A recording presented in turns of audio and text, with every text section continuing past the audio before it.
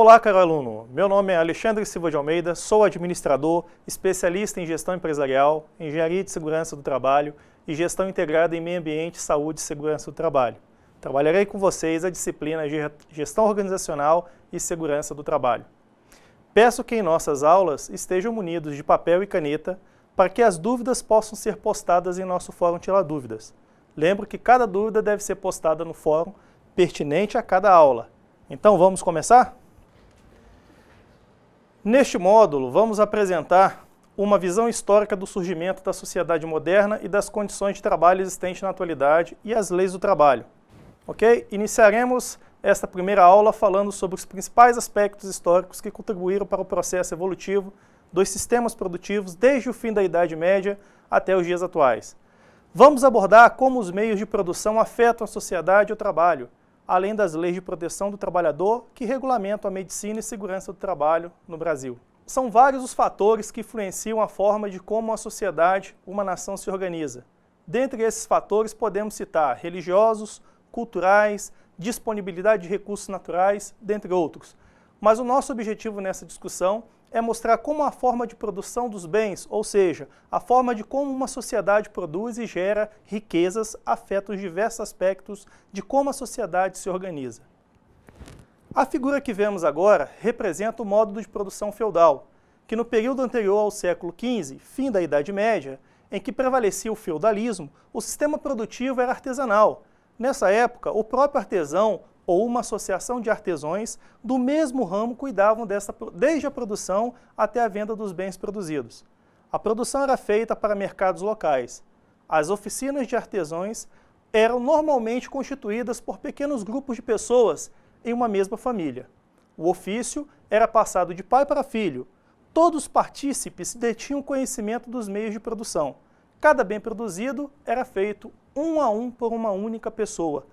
Nessas oficinas de artesãos, o processo decisório era coletivo, não havia separação entre o capital e o trabalho, e nessa época havia forte influência da Igreja Católica em tudo que permeia a vida do homem na sociedade. O período compreendido entre o século XV até o início do século XVII, conhecido como a Era Moderna, é um período de transição entre a Idade Média e a Idade Contemporânea. Já no século XVIII, com o desenvolvimento da máquina a vapor, provocou uma profunda transformação na sociedade. O trabalho deixou de ser feito totalmente de forma manual. Com o uso da máquina, a produção passou a ser feita em série e em larga escala com produtos padronizados. Esse período, conhecido como Revolução Industrial, foi iniciado na Inglaterra, com a produção em série. O custo unitário do bem produzido é muito menor do que o feito manualmente pelo artesão. Dessa forma, a produção foi se transformando de artesanal para industrial. Como a burguesia estava capitalizada pela atividade comercial da Era Moderna, ela foi, em parte, migrando para os empreendimentos industriais. E os artesãos, se transformando em trabalhador, o proletário. Dessa forma, criou-se uma forte separação entre o capital e o trabalho. Os detentores do capital compram as máquinas e contratam os trabalhadores. E como os meios de produção afetam a sociedade e o trabalho? Então, as mudanças e os meios de produção trazidas pela Revolução Industrial provocaram o surgimento das fábricas e das longas jornadas de trabalho. As pessoas tinham que morar mais próximo do local de trabalho. Como as fábricas demandavam o uso intensivo de mão de obra, iniciou-se um movimento migratório. Essa migração, pouco a pouco, foi transformando a sociedade rural em uma sociedade urbana. Sendo assim, o processo de aglomeração de pessoas em uma mesma região contribuiu para o aumento de demanda por novos serviços, tanto públicos como privados, contribuindo ainda mais para o crescimento das cidades. Essa nova dinâmica da produção industrial tornou o trabalho muito repetitivo e resumindo algumas tarefas. Cada trabalhador era responsável em fazer apenas uma pequena parte do produto. O próximo trabalhador complementava com uma outra pequena parte e assim sucessivamente. Nenhum trabalhador detinha o conhecimento de todas as partes. Dessa forma, sendo o trabalhador responsável em fazer apenas uma tarefa, ele poderia fazê-la cada vez mais e melhor e mais rápido, como uma máquina. Pelo menos, era dessa forma que pensava Taylor, com sua teoria de tempos e movimentos, lançada no início do século XX. Nessa mesma época, Ford, dono de uma indústria automobilística, desenvolveu seu procedimento industrial baseado na linha de montagem. A ideia era fazer com que o produto a ser montado circule pela fábrica em uma esteira rolante, enquanto o trabalhador fique parado. Cada trabalhador executa sua atividade de montagem enquanto os produtos circulam pela esteira. Cada trabalhador deve cumprir sua tarefa no menor tempo possível, sendo premiados aqueles que se sobressaem. Essa forma de exploração do trabalho faz com que ele tenha que se desdobrar para cumprir o tempo. Trabalhar como uma máquina trouxe muita fadiga e insatisfação para a classe trabalhadora. Nas últimas décadas, com a automatização das fábricas, o uso de robôs vem ocorrendo a migração da mão de obra da era industrial para a área de serviços. O gráfico a seguir mostra o processo de migração da mão de obra que ocorreu nos Estados Unidos no século XX e que se viu o declínio dos contingentes das áreas rurais e industriais em um aumento das áreas de serviço e escritório. É importante destacar que as áreas de serviço e escritório estão fortemente ligadas à área de tecnologia da informação, TI.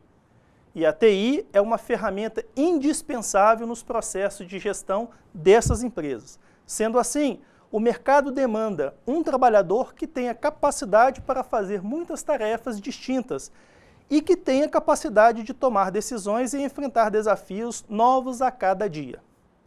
Portanto, cada vez mais são exigidas do trabalhador atual múltiplas habilidades, tais como conhecimento de línguas, informática, habilidades emocionais, além de habilidade técnica específica. No mundo atual, o conhecimento e a informação são a base da geração da riqueza de uma nação, mas é preciso e necessário que as empresas tenham uma atenção especial à saúde e segurança de seus empregados. Para melhor entendimento sobre as leis de proteção da saúde e segurança do trabalhador, falaremos sobre as condições de trabalho e a segurança ao longo da história das condições de trabalho e a segurança no trabalho e a sua regulamentação. As condições de trabalho e a segurança ao longo da história, como é que surge, esse processo? A informação mais antiga sobre a preocupação com a segurança do trabalho está registrada em um documento egípcio que fala da prevenção da saúde e da vida do trabalhador e que descreve as condições de trabalho de um pedreiro. Também no Egito, no ano de 2360 a.C., uma manifestação geral dos trabalhadores deflagrada nas minas de cobre evidenciou ao faraó a necessidade de melhorar as condições de vida dos escravos. Durante o período da Revolução Industrial, percebe-se também as condições de trabalho que não eram das melhores. As jornadas de trabalho eram longas e os índices de mortalidade entre os trabalhadores eram muito altos. Na década de 60, inicia-se um movimento social renovado, revigorado e redimensionado, marcado pelo questionamento do sentido da vida, o valor da liberdade, o significado do trabalho na vida, o uso do corpo, notadamente nos países industrializados, como a Alemanha, França, Inglaterra, Estados Unidos e Itália. Condições de trabalho e a segurança no Brasil. No Brasil, o processo de industrialização ocorreu de forma lenta. Somente no final do século XIX, a partir do governo Getúlio Vargas, que ocorreu entre 1930 até 1945, é que a indústria brasileira então ganha força, embora já tivéssemos a experiência do processo de industrialização em outros países, passando pelos mesmos problemas. Em 1970, o Brasil era campeão mundial de acidentes do trabalho, com mais de 1.300.000 casos ocorridos. A regulamentação do trabalho e a segurança e saúde no Brasil. O direito do trabalho apresenta uma intensa dinâmica com modificações frequentes, sendo compostas por leis, por normas, compostas por portarias, instruções normativas. A segurança e medicina no trabalho preocupa-se com todas as ocorrências que interfiram na continuidade em qualquer processo produtivo, independentemente se nele tenha resultado lesão corporal, perda material, perda de tempo ou mesmo esses três fatores conjuntos. No Brasil, em 1977, é incluída na CLT, Consolidação das Leis do Trabalho, um capítulo específico sobre a segurança e medicina do trabalho. Trata-se do capítulo 5, título 2, artigos de 154 ao 201, com redação dada pela Lei 6.514 de 77 e regulamentada pela Portaria 3.214 de 78. O Departamento de Segurança e Saúde no Trabalho regulamentou os artigos contidos na CLT. Atualmente, existem 36 normas regulamentadoras, conhecidas como NRs, sendo que cada uma delas pode ser alterada por portarias. As NRs são constituídas a partir da discussão e elaboração da norma pelo Grupo de Trabalho Tripartite, que é composto por representantes do governo, através do Ministério do Trabalho e Emprego e a Fundacentro, representante dos empregadores, através das confederações, e representante dos trabalhadores, através dos sindicatos. Na sequência, vamos conhecer os objetivos das NRs do Ministério do Trabalho e Emprego. Agora você conhecerá um pouco mais sobre as normas regulamentadoras e fique atento aos comentários das normas regulamentadoras número 34, 35 e 36 para compor o seu caderno de estudos. NR1, Disposições Gerais, determina que a norma regulamentadora relativa à segurança e medicina do trabalho obrigatoriamente deverão ser cumpridas por todas as empresas públicas e privadas, desde que possuam empregados seletistas, ou seja, CLT. NR2, Inspeção Prévia, determina que todo estabelecimento novo deve solicitar aprovação de suas instalações ao órgão regional do Ministério do Trabalho e Emprego, que emitirá o Certificado de Aprovação de Instalações, CAI, por meio de um modelo pré-estabelecido por esta norma. Norma regulamentadora número 3, embargo ou interdição. A DRT poderá interditar ou embargar o estabelecimento, as máquinas, setor de serviço e os mesmos demonstrarem grave e iminente risco para o trabalhador, mediante laudo técnico, e ou exigir providências a serem adotadas para a prevenção de acidentes do trabalho e doenças profissionais. Caso haja interdição ou embargo em um determinado setor, os empregados receberão os salários como se estivessem trabalhando. Norma regulamentadora número 4, Serviços especializados em Engenharia de Segurança e Medicina do Trabalho. A implantação do Serviço Especializado em Engenharia de Segurança e Medicina do Trabalho, o SESMIT, e os seus membros depende da gradação do risco da atividade principal da empresa, Classificação Nacional das Atividades Econômicas, CNAE, e do número total de empregados do estabelecimento. Ou seja, de acordo com o ramo de atividade e o tamanho da empresa, o SESMIT deverá contar com uma equipe composta por engenheiro de segurança do trabalho, médico do trabalho, enfermeiro do trabalho, auxiliar de enfermagem do trabalho, técnico em segurança do trabalho, todos eles empregados da empresa. NR5, Comissão Interna de Prevenção de Acidentes, CIPA. Toda empresa privada, pública, sociedade de economia mista, instituição beneficente, cooperativa, clube, desde que possua empregados seletistas, dependendo do grau de risco da empresa e do número mínimo de 20 empregados, são obrigados a manter uma Comissão Interna de Prevenção de Acidentes, CIPA. Esse dimensionamento depende do CNAE e do número de empregados. Seu objetivo é a prevenção de acidentes e doenças decorrentes do trabalho, tornando compatível o trabalho com a preservação da saúde do trabalhador, e essa CIPA será composta por representantes da empresa, com o designado como presidente e representante dos empregados, eleito em escrutínio secreto, com um mandato de 1 ano e direito a uma reeleição em mais de 1 ano com direito à estabilidade. A norma regulamentadora número 6, Equipamento de Proteção Individual. As empresas são obrigadas a fornecer a todos os seus empregados os EPIs, Equipamentos de Proteção Individual, que são destinados a proteger a saúde e a integridade física do trabalhador. Todo o equipamento deve ter o certificado de aprovação que é emitido pelo Ministério do Trabalho. A empresa que importa esses EPIs também deverá ser registrada junto ao Departamento de Segurança e Saúde do Trabalho, existindo, para este fim, um processo administrativo. Norma regulamentadora número 7, Programa de Controle Médico de Saúde Ocupacional. O Programa de Controle Médico de Saúde Ocupacional vai tratar dos exames médicos obrigatórios para as empresas.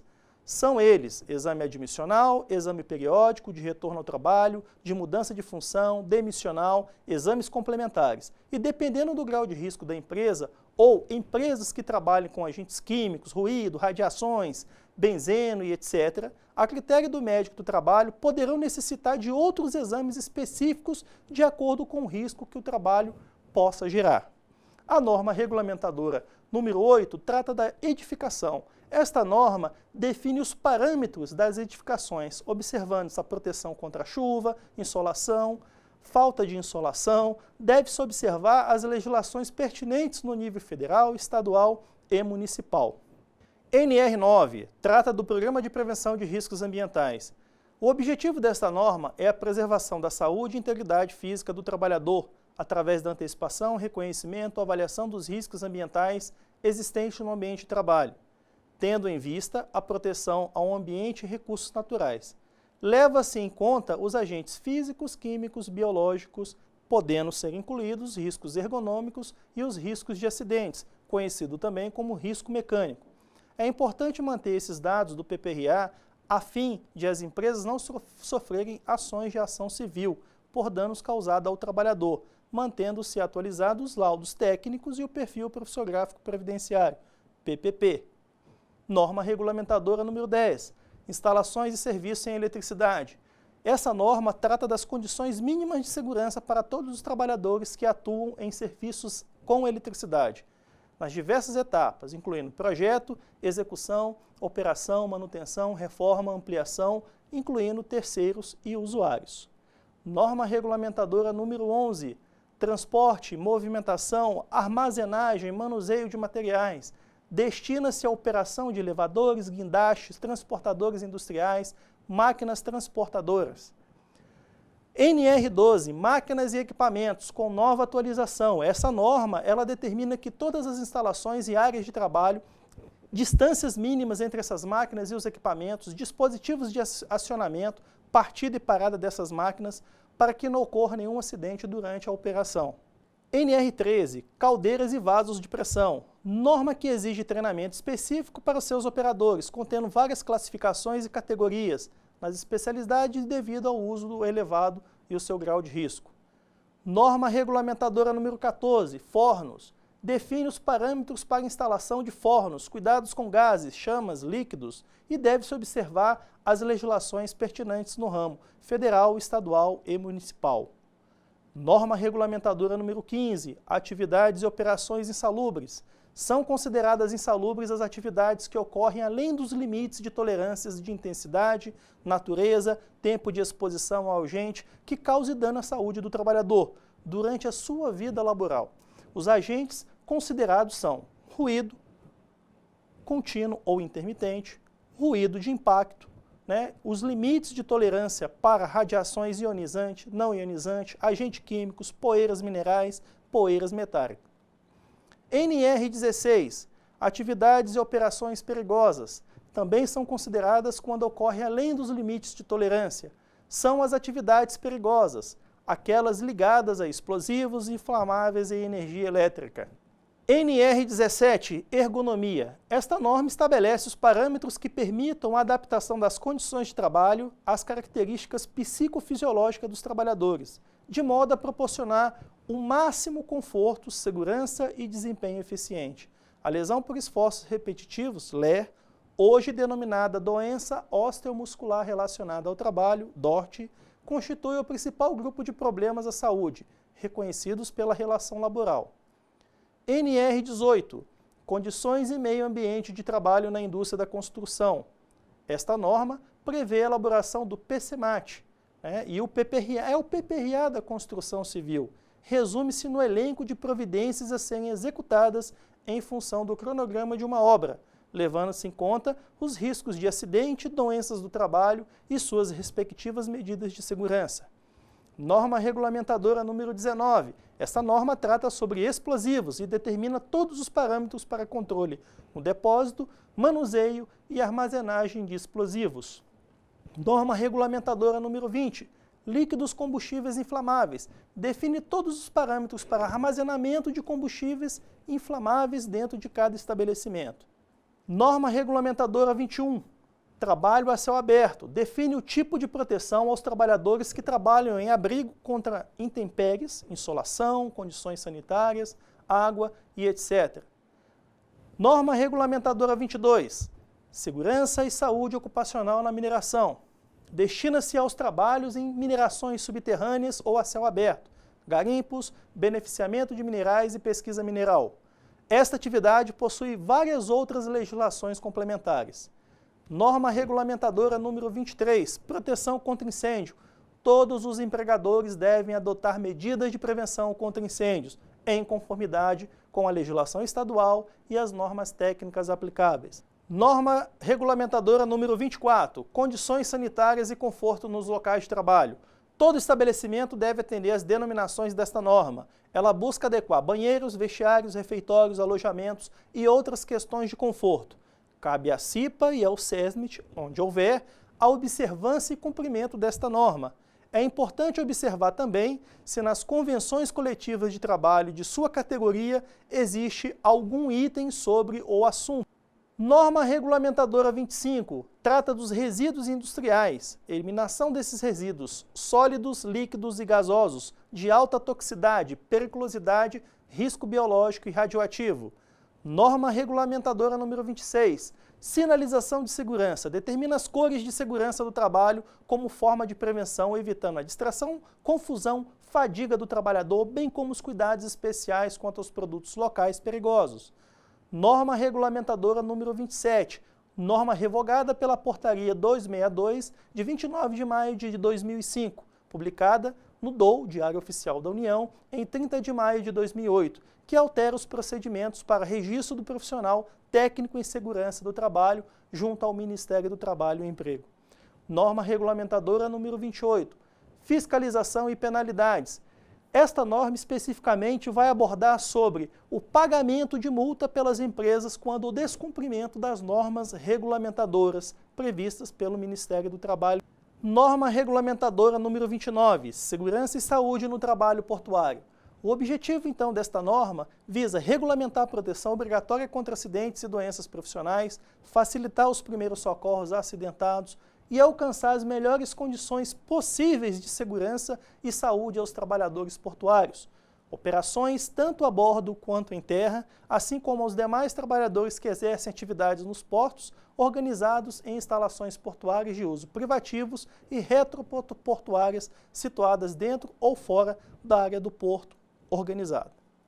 Norma Regulamentadora número 30, segurança e saúde no trabalho aquaviário. Esta norma aplica-se aos trabalhadores de embarcações comerciais, de bandeira nacional, bem como as de bandeiras estrangeiras, no limite do disposto da Convenção da OIT número 147, normas mínimas para a marinha mercante, utilizadas no transporte de mercadorias ou de passageiros, inclusive naquelas embarcações utilizadas na prestação de serviço.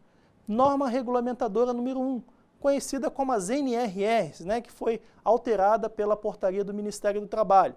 Trata da segurança e saúde no trabalho na agricultura, pecuária, silvicultura, exploração florestal e aquicultura.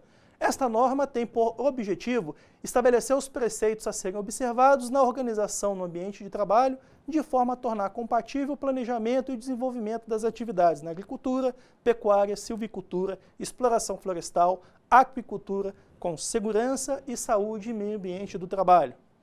Norma Regulamentadora número 32, segurança e saúde no trabalho em serviços de saúde. Esta norma tem por finalidade estabelecer as diretrizes básicas de implementação de medidas de proteção à segurança e à saúde dos trabalhadores dos serviços de saúde, bem como aqueles que exercem atividade de promoção e assistência à saúde em geral. Entende-se por serviço de saúde qualquer edificação destinada à assistência à saúde da população e todas as ações de promoção, recuperação, assistência, pesquisa e ensino em saúde, em qualquer nível de complexidade.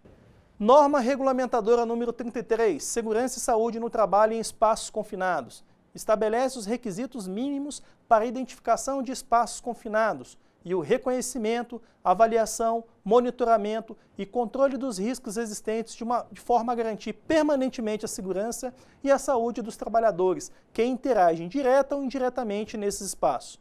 Espaço confinado é qualquer área ou ambiente não projetados para ocupação humana contínua, que possua meios limitados de entrada e saída, cuja ventilação existente é insuficiente para remover contaminantes ou onde possa existir a deficiência ou enriquecimento de oxigênio.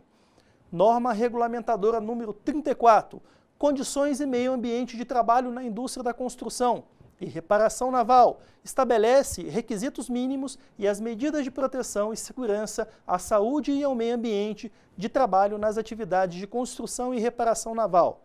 Engloba assuntos como APR, análise preliminar de riscos, DDS, diálogo diário de segurança, PT, permissão de trabalho, EPI, equipamento de proteção individual, o EPC, equipamento de proteção coletiva, dentre outros. Norma regulamentadora número 35. Esta norma, recém-criada, trata do trabalho em altura. Esta norma visa, então, estabelecer requisitos mínimos e as medidas de proteção para o trabalho em altura, envolvendo o planejamento, a organização, execução, treinamento de funcionários de forma a garantir a segurança e a saúde dos trabalhadores envolvidos, direto ou indiretamente com esta atividade. Por fim, a norma regulamentadora número 36, Segurança e Saúde no Trabalho em Empresas de Abate, Processamento de Carnes e Derivados. Estabelece os requisitos mínimos para avaliação, controle, monitoramento dos riscos existentes nas atividades, na indústria de abate e processamento de carnes, derivados destinados ao consumo humano. Os problemas referentes à segurança, à saúde, ao meio ambiente e à qualidade de vida no trabalho vêm ganhando importância no governo, nas entidades empresariais, nas centrais sindicais e na sociedade como um todo. Afinal, trabalhador saudável e qualificado representa produtividade no mercado globalizado. Em nossa próxima aula, você aprenderá como ocorrem os acidentes do trabalho e como preveni-los. Bons estudos e até lá!